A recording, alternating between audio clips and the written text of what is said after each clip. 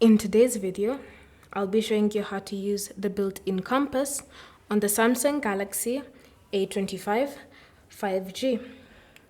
So first, open the settings app and then scroll and select display. From here, tap on the option Edge Panels and then select Panels. Next, look for the panel labeled Tools and add it to your current set. Then go back to the home screen. Here, just swipe on the current edge panels until you find the one for compass, and you should notice it here.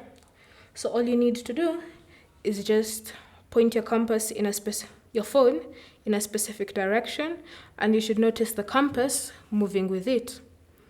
If you feel as if it's wrong, then you can always choose to just calibrate.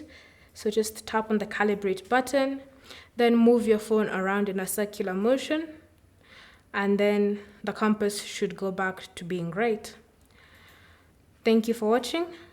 If you have any questions or comments, leave them down below and we'll get back to you.